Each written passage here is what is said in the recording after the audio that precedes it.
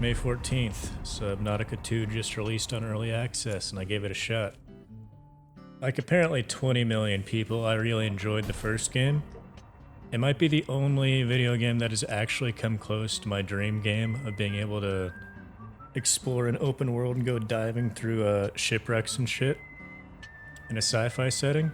That's actually what I've been hoping for like 20 years now, and Subnautica is the closest you're gonna get with that.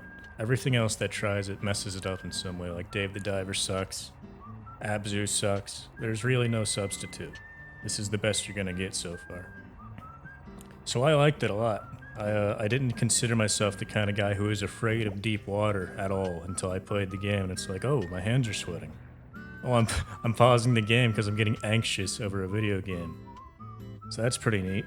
Any game that can inspire feelings in me these days is special to me. I don't really know what's going on with the this Crafton thing with this $250 million. So I have no context for this. I can safely say I'm judging the game based on its merits because I don't know who's in the right, I don't know who's in the wrong, I don't even know who's developing Subnautica 2. The original team, someone else, I don't care. The point is it's good, I like it. After Subnautica came out, the sequel was like Subnautica 1.5, it was Subnautica Below Zero, and it sucked. They basically did everything wrong. The appeal of the original Subnautica is sort of being alone in an alien environment, and it's beautiful, but it's also very scary at times. And in the first game, your protagonist doesn't speak at all. Occasionally, you're gonna hear a robot or an alien talking to you, but that's few and far between, really. Then in Subnautica Below Zero, they kind of ruined that by making it a character.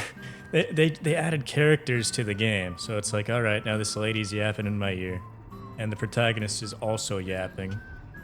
In this underwater, beautiful adventure, well, you're not underwater anymore. Now you get to go above the water, and you get to dick around on top of ice. And it's like, this is not why anyone was into the first game, and it's why the second game got a poor reception. The map was smaller, there were less biomes, the vehicles were worse. Everyone likes the sea moth. What's it called? The Cyclops from the original game is a bit controversial. Personally, I loved it. I like having a big mobile base. And the second game didn't really have an equivalent. The sea truck was kind of the worst of both worlds in that regard. So did they learn from their mistakes? Yeah, they did, completely. As soon as you start up Subnautica 2, they signpost as clearly as they can that this is not Below Zero, this is Subnautica 2. Everything that you liked about the original Subnautica is in this game, and they have completely ditched the design changes they made with Below Zero. The game has added multiplayer, which is not relevant to me at all, because a big part of the appeal of this game is the isolation. Let's be honest, it's not relevant to you either. You're not going to play with your friends. You're going to like watch fucking Germa or someone play with their buddies, and you're going to sit there and get like a parasocial tingle in your tummy. So multiplayer doesn't matter at all. Don't care. And after playing for like over a dozen hours at this point, it's not a multiplayer game. It's just a single player game that has optional co-op, which is pretty much ideal. That's what Halo did, that's what Gears of War did. It's the ideal scenario where it's just a good single player game, and you can also play with buddies. So beyond that, back to what I was saying, they signpost as clearly as they can that this is Subnautica 2. It's a sequel to the original Subnautica, and Below Zero doesn't matter at all. They tossed all of that in the garbage, where it belongs. Not even the garbage, Subnautica Below Zero belongs in like the sewers. The game is sewage. After a short intro sequence where you get in your life pod and you jettison off to the surface, the game it's basically an homage to the first game, where you open up the life pod door and the first thing you can see is a distant monolith. In the original game, it was the destroyed spaceship, and this one it's like a cool looking fungus cactus tree in the distance. In the first game, there's a virus that's killing you, and in this game, there's a virus that is trying to control you. It's trying to control all life on the planet, essentially. And there's no one bothering you as you play the game. Occasionally, you'll get a message saying that Noah, like the noetic AI, needs you to come back so it can show you a new location to explore. But the game is very dialogue sparse, which is ideal, because Subnautica dialogue and writing has always been the worst part for me. Nothing about Altera or the capitalism bad stuff has ever appealed to me. I don't think the humor is funny, personally. I think at some point the writers saw Portal 1 and thought, oh, this is easy. You just get a robotic voice to say something horrendous, like terrifying, and a flat affect. And it was funny when Portal did it, because Portal is well written. With Subnautica, it's just like, haha, you're gonna die. Haha, if you touch this, you'll die horribly. But a robot said it, and the robot doesn't care. That's the humor. Wow. Do that about 100 times, and that's Subnautica writing.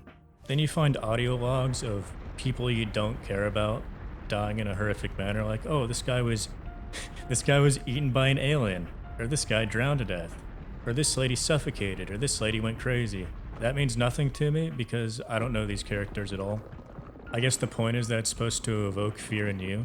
You're supposed to imagine how horrible it would be to die in that way. It's not about actually sympathizing with the character. And hey, if that works for you, it works for you, but I never really cared. It didn't work on me. But yeah, this isn't the same planet as the first game. It's a new planet. The premise is you run like a colony ship, headed off to a desert planet, and oh, you woke up on a water planet. Funny, haha. And just one last thing about the writing. I really don't like the unchecked cynicism of the setting, I guess. It's very easy to ignore. It's not the focus of the games. I like the first game a lot, so don't yell at me. But I don't like how it's like, oh, at the end of the first game, you rocket off into space, and it's a big triumphant moment. And then the slap in the face at the end of the game is, you owe Altera $36 grillion. Haha. Never found it funny, never found it charming. And the second game continues with the capitalism bad stuff, where you debatably play as a person, where it's like, they call it a print, a human print. At this point, they can just print human bodies, and that's who you play as. So when you die, you respawn in a new printed body. All of these people are clones, and several times throughout the game, they reference it as like a reincarnation of suffering, where people just die in a horrific manner, and then they're reprinted, and the last saved scan of their brain puts all their memories into that new body, and then they run off and die in a horrific manner again. Maybe it doesn't have any other ecologists. Or it likes how I scream. You Buddhist kids are right. I am trapped in samsara. Personally, I'd be okay with reincarnation as an animal. Maybe a cool eel. But I just came back as me. Zip gathered my bones for fertilizer. I'm grateful.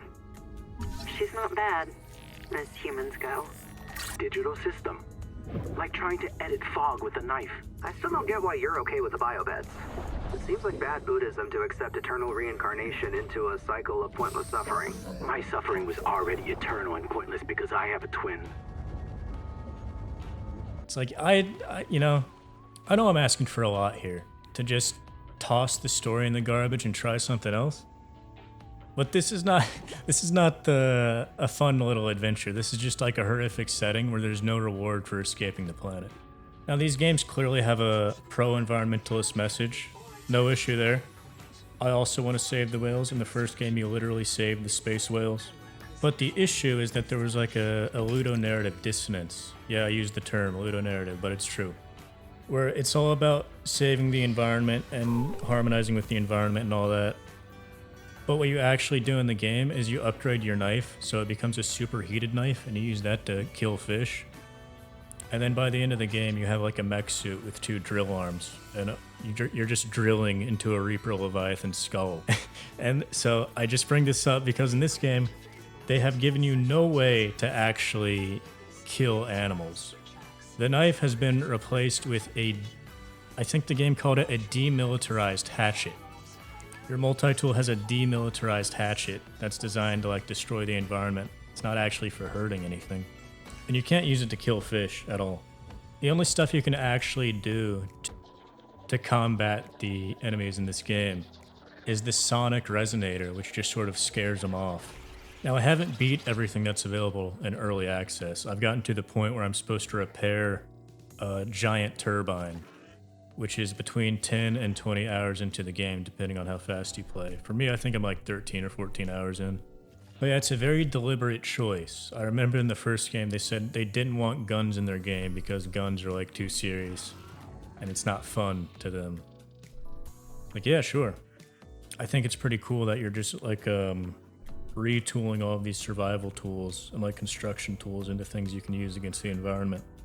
But they're taking it a step further here where you actually can't even kill anything. The scariest part of the first game is just wandering into open water, and then you see a Reaper Leviathan, just its shadow, its hazy shadow in the distance, and you run back to the safe shallows. That's how I usually play in the game. Subnautica 2 has one equivalent here. It's called the Catcher Leviathan. And the first time I saw it, it was really cool. It was a great moment. I just saw this giant Cthulhu Kraken looking thing in the distance. It was perfect. It was just like in the first game where I just see a vague outline, a vague shadowy outline. And of course I ran away because that's spooky. It made my hands sweat. But there's two issues here. As far as I can see, this is the only megafauna in the game.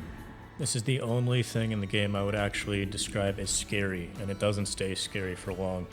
Because that's not the edge of the map. That's actually, you have to cross through that to get from what I'm going to call Act 1 of the game and the shallows to Act 2, where you're messing around with alien structures and all that. And that sort of demystifies the Catcher Leviathan. Because to cross its territory, you have to hide in little crevices that are too small for it to fit through. And by doing this, and every player is going to do this, you're going to discover that it's actually very slow and not very aggressive. And even if you mess up, as long as you're in your little testicle ship, it doesn't even just immediately kill you. It just tosses you away. So it's like, alright.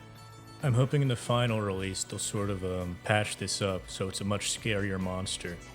Much more aggressive. And typically in games, once the monster catches you, you care about it less the second time once you respawn. That's inevitable. There's not much they can do about that. So what they can do is make its territory larger and make it scarier.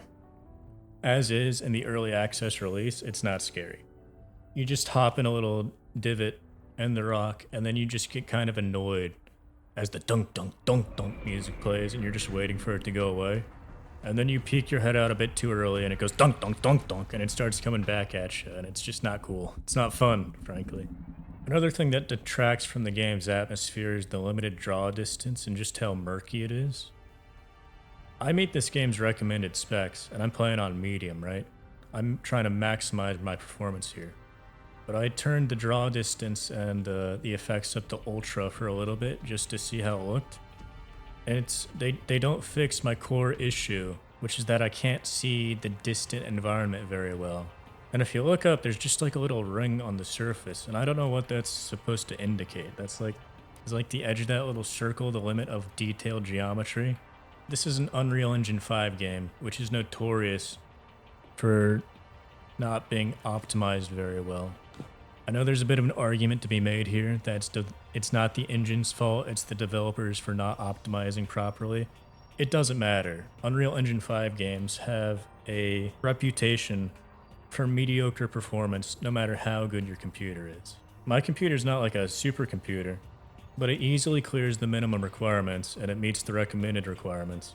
And I'm only playing on medium. And while I do usually get 60, there's just out of nowhere, it gets really choppy. And I feel like if I'm gonna sacrifice graphical fidelity and actual visual effects and like complex lighting, the game should run well and I should be able to see far away. And the environments shouldn't be so murky. Because don't tell me that's an atmosphere thing. It is not an atmosphere thing. They're doing that to spare the game's performance. I bet if you mod out that murkiness, the game's just going to run very poorly, and that's why they're doing it. This is not a new issue. Subnautica 1 had the same issue. It was the game's biggest failing, and you'll see it again here. But it's early access, so there is a little bit of hope that they'll fix this at some point, or at least improve it. I think the vehicle that you have access to is a step down. I like how it controls, to be fair. It's called the tadpole. It doesn't actually look like a tadpole at all, it just looks like a single testicle. If you want it to look like a tadpole, you gotta add kind of a tail to it, then it just look like sperm, so who knows. Some people say it looks like a Tide Pod. Yeah, I guess. Just looks more like a testicle to me, though. At some point, you can put wings on it, which barely affect its performance. I guess it moves a little bit faster, has a little bit better acceleration. But that's the only notable upgrade, that and like depth modules so you can go deeper. The game lets you detach those wings, and I really don't know why you would. I guess if you're playing in multiplayer and you have limited resources, you might want to swap around with your friends, but in single player, the wings don't take up much room at all, so it's not like you need to take them off to fit into tighter spaces. There's some spaces that are clearly just for your like character, and those are too small for the Tide Pod testicle. But wings or no wings, that's not going to make a difference. They're just tiny, so weird addition. But I like how it controls. I know some people are going to despise it because the actual mouse sensitivity goes way down. So you have to really swing it around to move anywhere, and it's very floaty. There's momentum to it. But I like that. It controls like it looks. It's just a little nut in the ocean, so that's what it controls like. You can just swing it around. If you actually want to do rapid movements, you got to swing your mouse pretty hard. And it's not like locked on an axis like your character is, which is fun. Because if you just move your mouse up, you're just going to look up towards the surface. If you move your mouse down, you're going to look away from the surface. But with the tadpole, swing your mouse all the way up, you'll do a complete flip. You'll do a sweet 360, Tony Hawk style.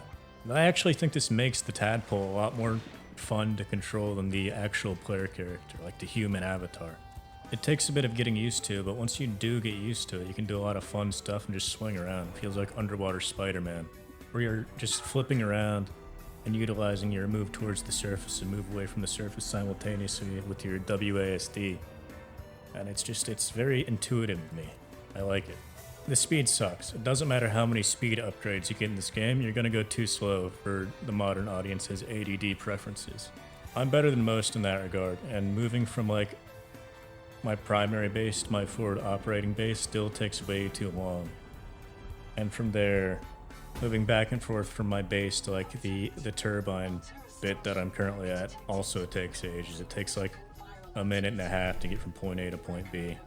You could say that's just because I have poor base placement, but the game does have like a clear area you're supposed to build in. There's spots where they say you can't build here because it's under construction. It's probably an early access thing.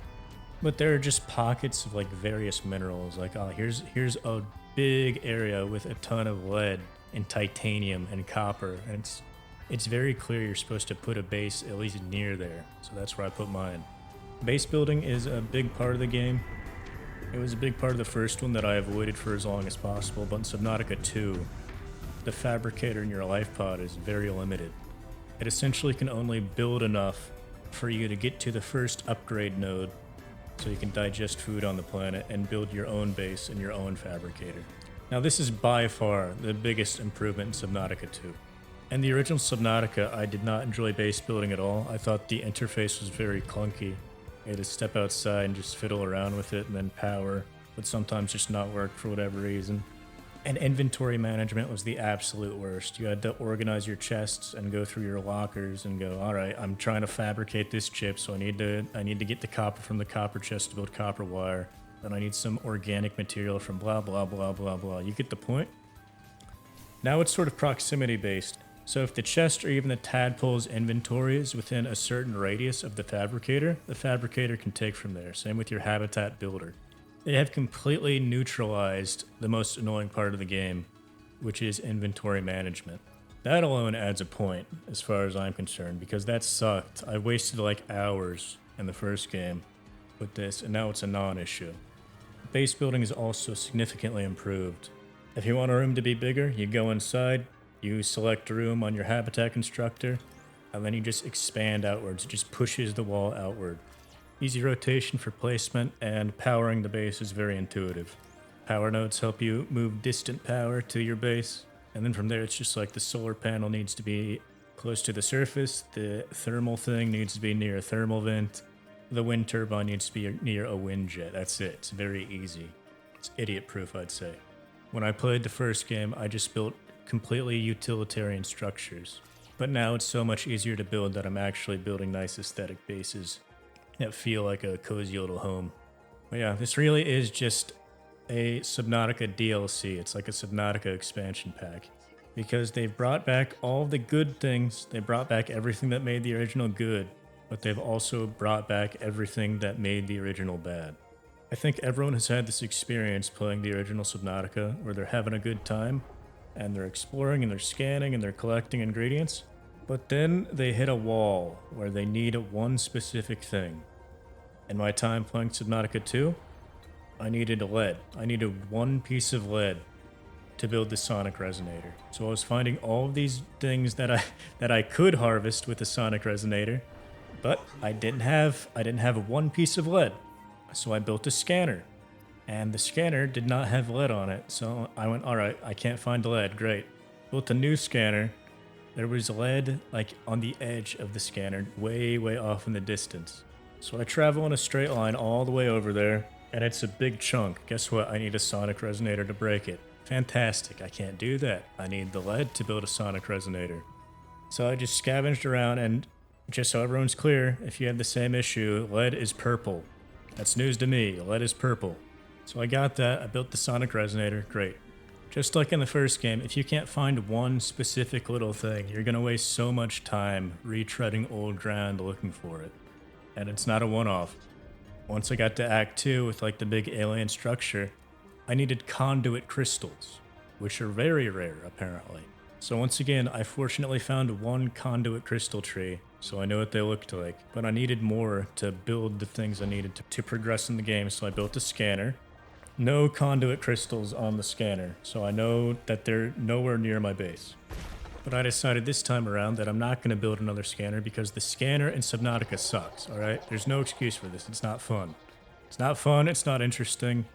It is the worst scanner in any game ever. It gives you an exact direction to go into, and it gives you an elevation, but then you just beeline to it and you hit a wall. And then you have to go around the wall and you get lost, inevitably. So I just kept playing the game, and I did not find any conduit crystals for like the next 2 or 3 hours. I'm just going to spoil it for you. If you want conduit crystals, they're down there with the big angel comb. Under the big alien device with the turbine, there's an angel comb down there, not one of the juvenile angel combs, it's the big one. You can find some of them down there, they're bright green. That's how you get conduit crystals. There, I saved you 2 hours. Then I needed the conduit crystals to upgrade my sonic resonator. Great. I didn't scan enough blueprints for that, so I had to go back to some alien structures to find more blueprints to scan. And you see the point I'm trying to make, I think. Where the worst part of Subnautica is the scanning and resource gathering tedium. Where at some point in the game, you're going to need to find a very specific, somewhat rare thing, and you can't substitute anything else for it, and you're just going to waste a bunch of time. It's a very easy game. You're not going to get killed by anything unless you're doing silly stuff, like the first time I died when I was trying to scan the collector Leviathan. So that's bad, it's not fun, and I hope they make the rare resources less rare. And they make it so you only need to scan 1 or 2 of the things to get a new blueprint. Because that would really cut down on the tedious part of an otherwise good game. So like I said, all the good things in the original Subnautica are back. Below Zero's in the garbage, and all the bad things in the original Subnautica are back. As for new additions, biomods. Now so far, I hope they fix this. It's early access, so they can fix it, but the biomod system is kind of a waste. The only active skill that matters is dash. That's the only thing anyone is going to use, because your character movement is pretty fucking slow.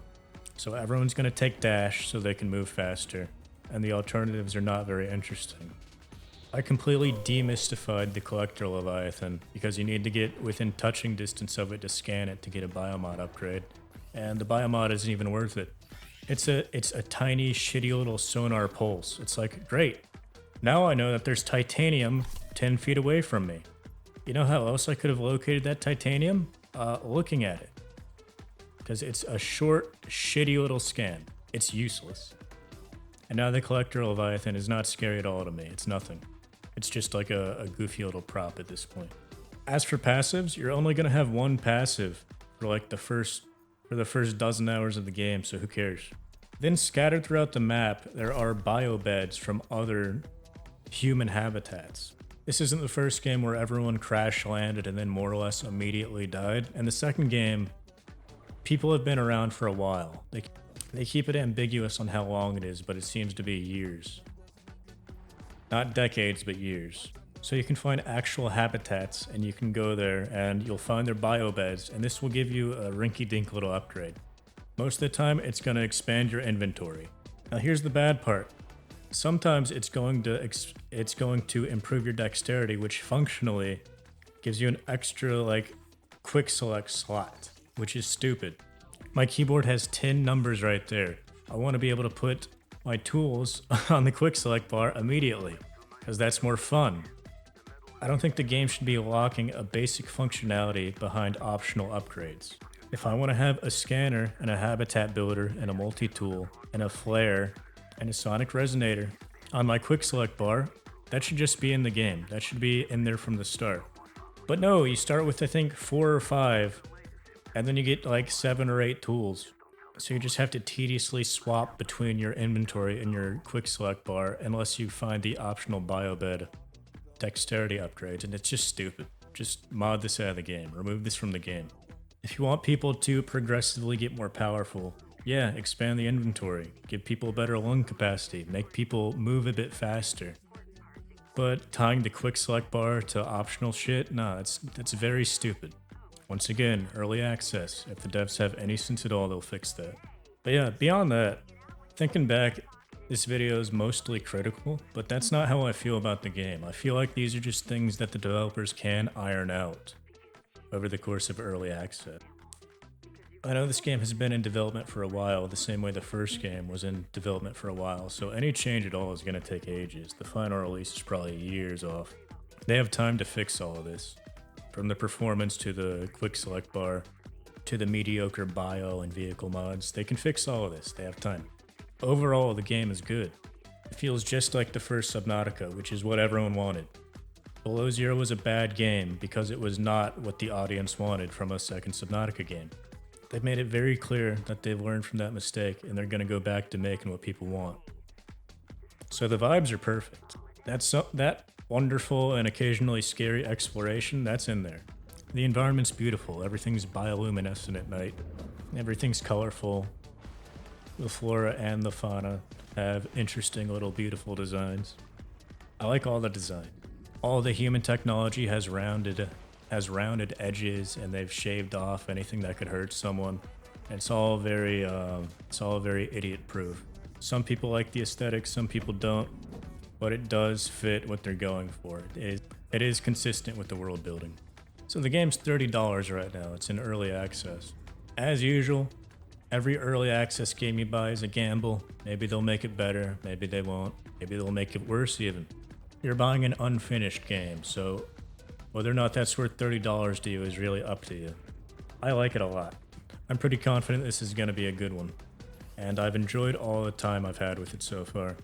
Even if this is all you're getting out of Subnautica 2, I think it's worth the price. It was for me.